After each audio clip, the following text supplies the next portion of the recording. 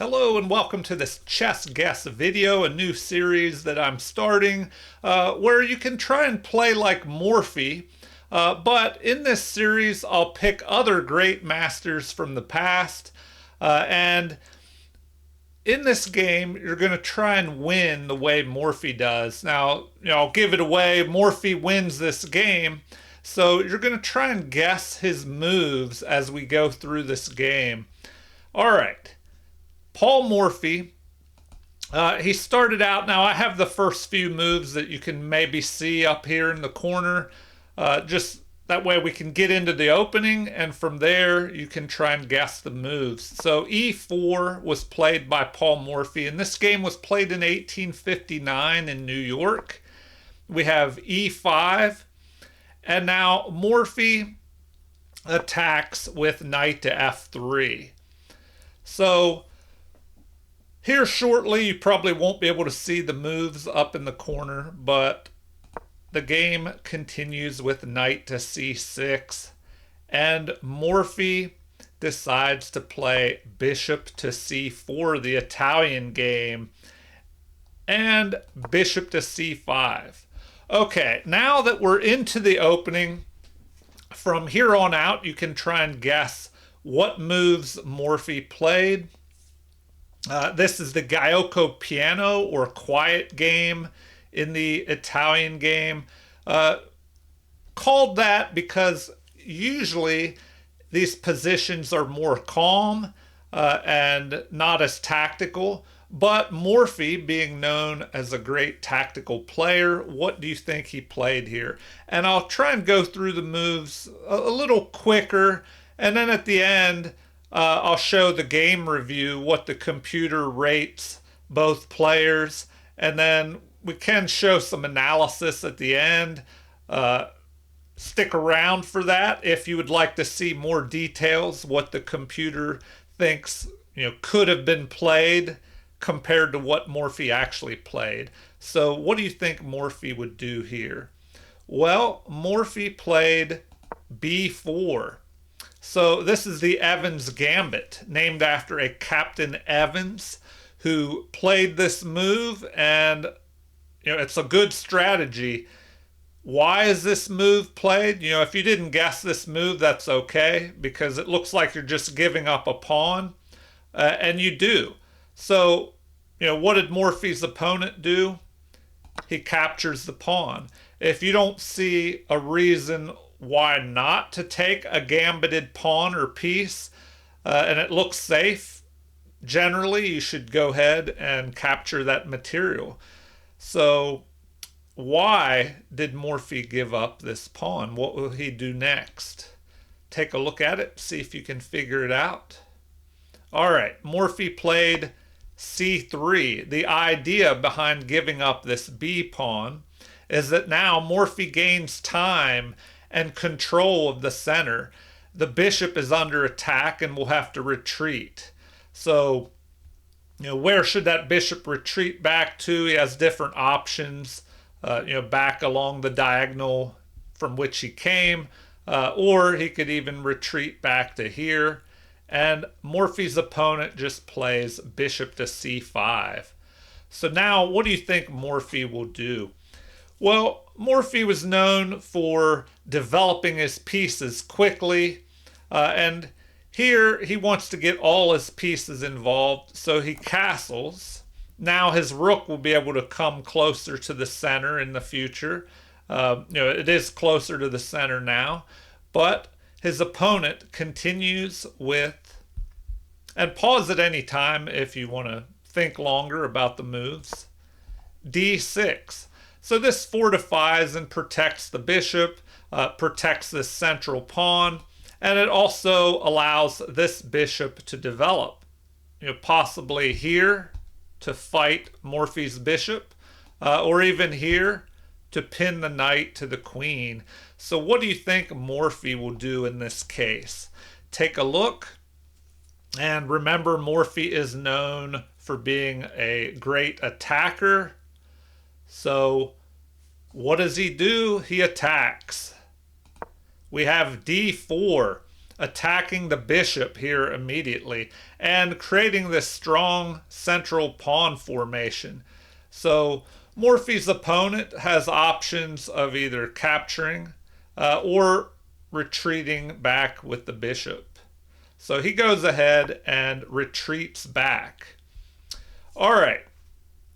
Now, what will Morphy do next? See if you can figure it out. Well, if you look at the position, Morphy has already castled his king to safety. He has 2 pieces developed, as does his opponent. But the king is still in the center here. So that can indicate danger if the center is opened up, and that's what Morphy tries to do here. He captures on e5, and then we have a recapture to keep material even. And now there's a possibility of exchanging queens, but Morphy does not do that. He goes ahead and keeps the queens on the board, as now he has 3 pieces developed. His opponent only has 2, and technically I guess he has 4 pieces developed because this rook is also developed towards the center. From here, it could potentially move to d1 and attack the queen.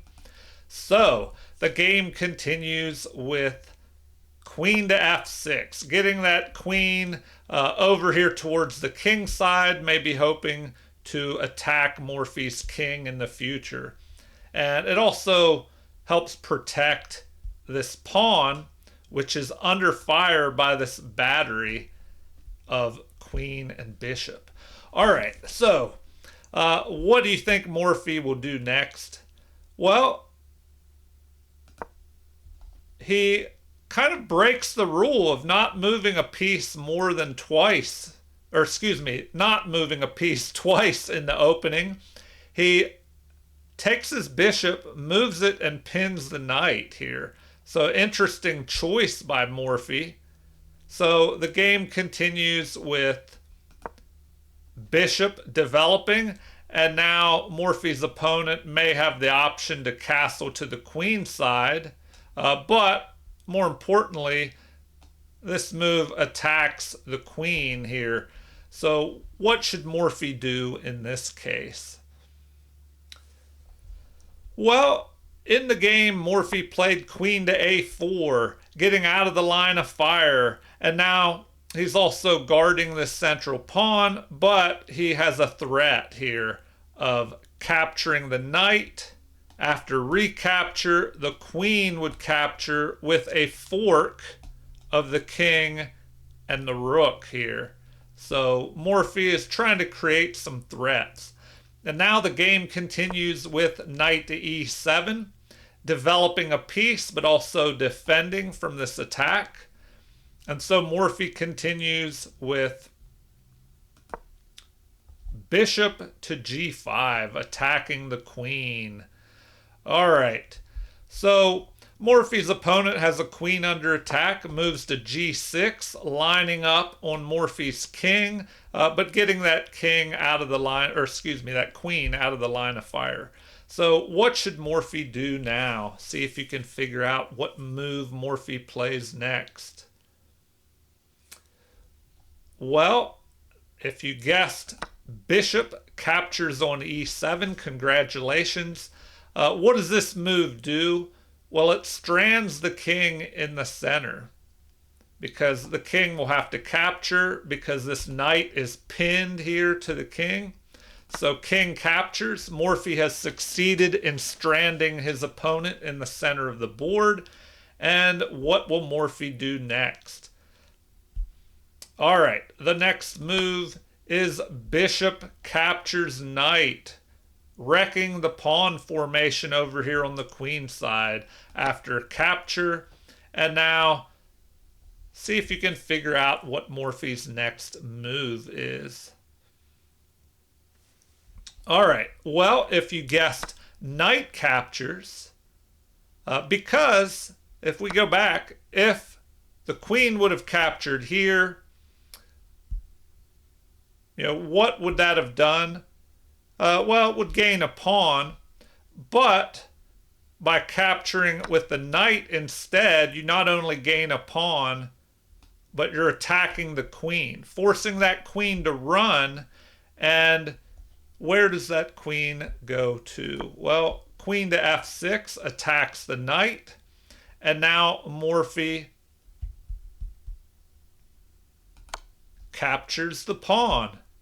So Morphy is ahead by 1 pawn at this point. The game continues with a blunder by Morphy's opponent. But can you figure out why this is a blunder?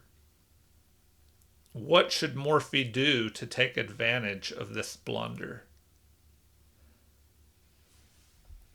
All right. Well, in this position, Morphy pushed his pawn forward, attacking the queen. As we mentioned before, Morphy was a great attacking player, and you can learn a lot by trying to imitate some of the moves played by Paul Morphy. An attack on the queen. The queen decides to run by jumping forward here, once again lining up on Morphy's king. And so the game continues. And there are some threats here. This bishop threatening to maybe jump here, attacking the pawn, threatening a mate in 1. The pawn would have to push forward, and then the bishop could capture the rook. So that's one of the possibilities that Morphy's opponent may be trying to build up on. But it's Morphy's turn. What does he do next? Well, we have another attack on the queen with the pawn to h4, which is protected by Morphy's queen on the other side of the board. And queen steps forward here, trying to trade off queens. Generally, you don't want to do that if you're behind by a pawn. You want to keep pieces on the board and trade off pawns instead. So what does Morphy do here? Well, he chooses to keep the queens on the board once again, which is a wise move, especially with his opponent's king stuck in the center here. He's attacking. He's also threatening, maybe moving this queen up. Will that achieve anything? Well, definitely would if the king decides to stay in the center. Then we would have a mate. So Morphy's opponent goes the other way, avoiding the mate. And now the game continues. See if you can figure out what Morphy does next here. All right, well, if you guessed this move, congratulations. A great move by Paul Morphy here, attacking the king, but more importantly, forcing the king to step back, the only move available. And now we see the king is in the line of fire of the queen. So what do you think Morphy will do next here? All right, well, if you guessed knight to g6 with a discovered attack, congratulations. And the game continues with the king. Now remember, the king cannot run here, or there would be a checkmate with the queen to e7. So the king is once again forced to run to g8. And now, how do you think Morphy concluded this game? Take a look at it. Pause if you need to think longer. If not, let's continue. Hopefully you found the queen sacrifice. A brilliant move by Paul Morphy to finish the game. The king is trapped here. The king cannot capture because the knight is protecting that queen, and so the rook must capture. And what do you think Morphy did? Well, he finishes the game off with knight to e7 and a smothered mate. So excellent game by Paul Morphy. If you would like to stick around, we can take a look at the game review and see what accuracy percentage Morphy was awarded here according to the computer. Well, it looks like, let me move my image here. I tried to enlarge it so it would cover the moves. That way you could guess what moves were being made. All right, now if you can see here, Morphy played with 95.9% accuracy. His opponent played at 72.1% accuracy. Morphy had one brilliant move and four great moves. He only had one missed opportunity, whereas his opponent had two inaccuracies, one mistake, one miss, and a blunder.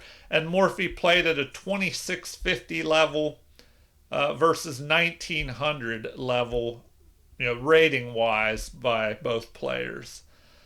All right, well, in the opening, Morphy played with 98.6% accuracy. His opponent played with 100% accuracy.